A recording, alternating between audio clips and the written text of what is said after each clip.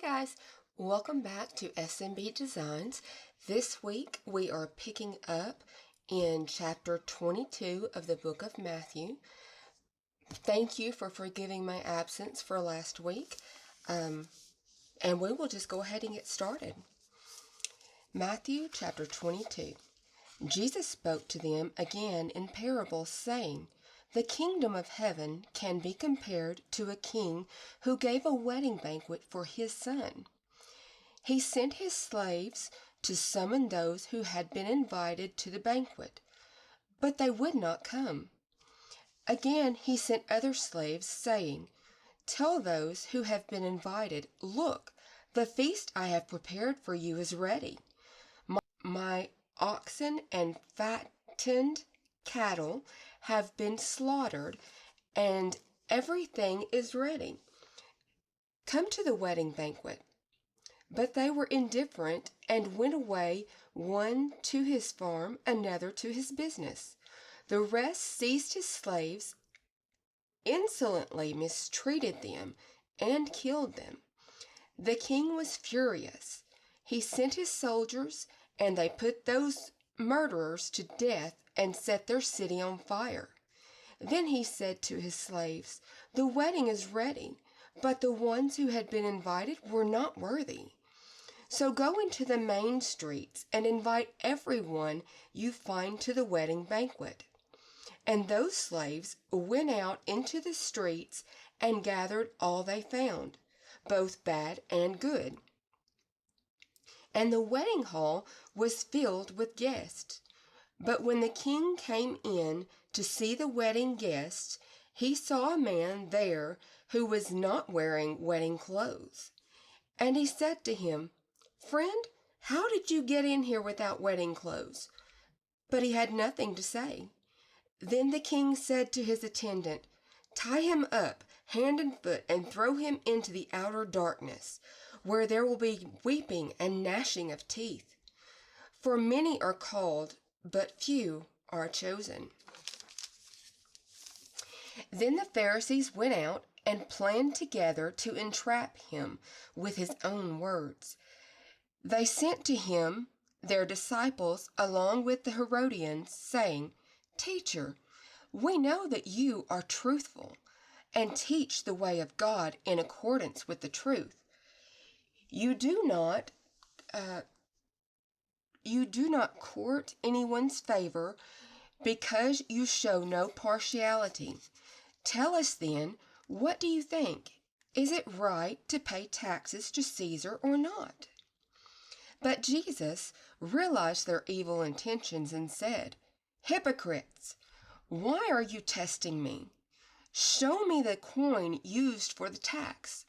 So they brought him a denarius. Jesus said to them, 'Whose image is this, and whose inscription?' They replied, 'Caesar's.' He said to them, 'Then give to Caesar the things that are Caesar's, and to God the things that are God's.' Now when they heard this, they were stunned, and they left him and went away. The same day, Sadducees, who say there is no resurrection, came to him and asked him, 'Teacher, Moses said, if a man dies without having children, his brother must marry the widow and father children for his brother. Now there were 7 brothers among us. The first one married and died, and since he had no children, he left his wife to his brother. The second did the same, and the third down to the 7th. Last of all, the woman died. In the resurrection, therefore, whose wife of the 7 will she be? For they all had married her.' Jesus answered them, 'You are deceived, because you don't know the Scriptures or the power of God. For in the resurrection, they neither marry nor are given in marriage, but are like angels in heaven. Now as for the resurrection of the dead, Have you not read what was spoken to you by God? I am the God of Abraham, the God of Isaac, and the God of Jacob. He is not the God of the dead, but of the living. When the crowds heard this, they were amazed at his teachings. Now, when the Pharisees heard that he had silenced the Sadducees, they assembled together, and one of them, an expert in religious law, asked him a question to test him. Teacher, which commandment in the law is the greatest? Jesus said to him, Love the Lord your God with all your heart, with all your soul, and with all your mind.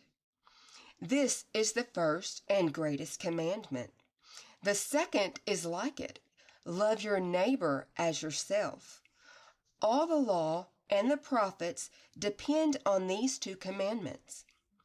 While the Pharisees were assembled, Jesus asked them a question. What do you think about the Christ? Whose son is he? They said, the son of David.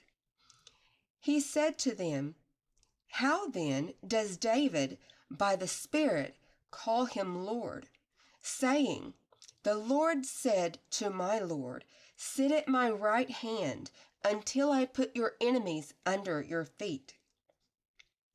If David then calls him Lord, how can he be his son?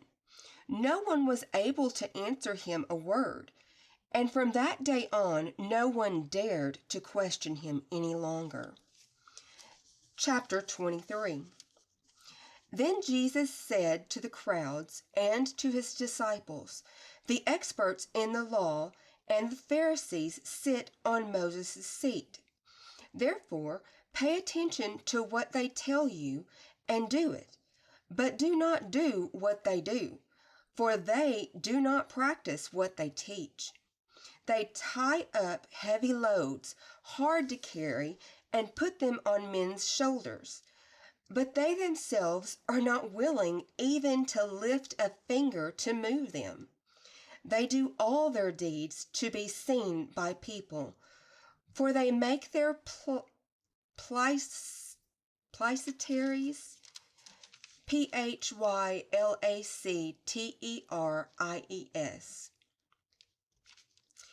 And the side note says it means small leather cases containing Old Testament scripture verses worn on the arm and forehead by Jews.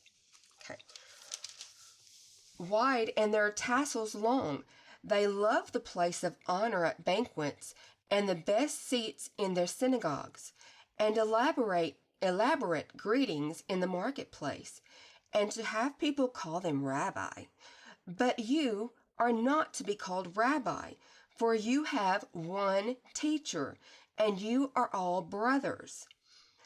And call no one your father on earth, for you have one Father, who is in heaven. Nor are you to be called teacher, for you have one teacher, the Christ. The greatest among you will be your servant, and whoever exalts himself will be humbled, and whoever humbles himself will be exalted. But woe to you, experts in the law, and you Pharisees, hypocrites! You keep locking people out of the kingdom of heaven.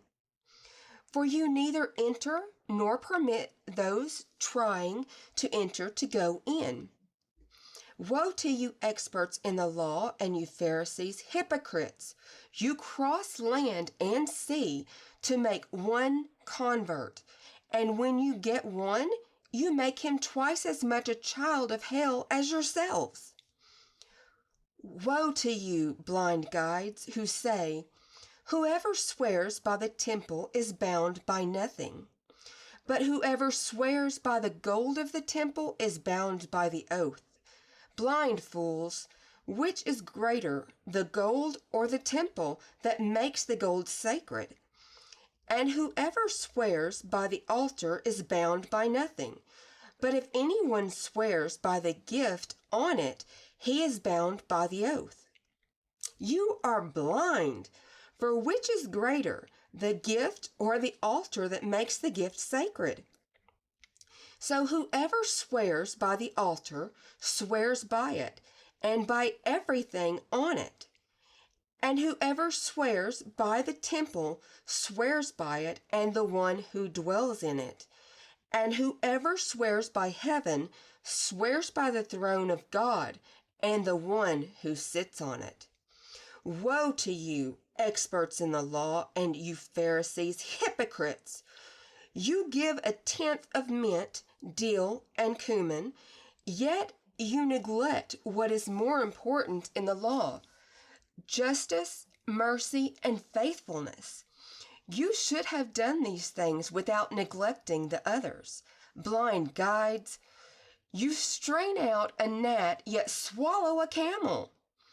Woe to you, experts in the law, and you Pharisees, hypocrites! You clean the outside of the cup and the dish, but inside they are full of greed and self-indulgence. Blind Pharisees, first clean the inside of the cup so that the outside may become clean too. Woe to you, experts in the law, and you Pharisees, hypocrites! You are like whitewashed tombs that look beautiful on the outside, but inside are full of the bones of the dead and of everything unclean.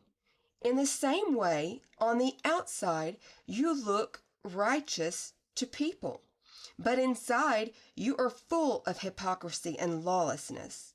Woe to you, experts in the law, and you Pharisees, hypocrites! You build tombs for the prophets and decorate the graves of the righteous. And you say, if we had lived in the days of our ancestors, we would not have participated with them in shedding the blood of the prophets. But saying this, you testify against yourselves that you are descendants of those who murdered the prophets. Fill up then the measure of your ancestors, you snakes, you offspring of vipers. How will you escape being condemned to hell? For this reason, I am sending you prophets and wise men and experts in the law, some of whom you will kill and crucify, and some you will flog in your synagogues and pursue from town to town, so that on you will come all the righteous blood shed on earth, from the blood of righteous Abel to the blood of Zechariah, son of Barachiah, whom you murdered between the temple and the altar. I tell you the truth, this generation will be held responsible for all these things. O Jerusalem, Jerusalem, you who kill the prophets and stone those who are sent to you, how often I have longed to gather your children together as a hen gathers her chicks under her wings. But you would have none of it. Look, your house is left to you desolate. For I tell you, you will not see me from now until you say, blessed is the one who comes in the name of the Lord. We will stop there for today and pick up in chapter 24 next week. I pray this is a good week for everyone. If you have a prayer request, I sincerely mean it. I will pray for your prayer request. Leave it in the comments below or check the description box and my direct email address is there. And I will be happy to pray for you privately there. Okay, you guys have a great week and I will see you in the next one. Bye.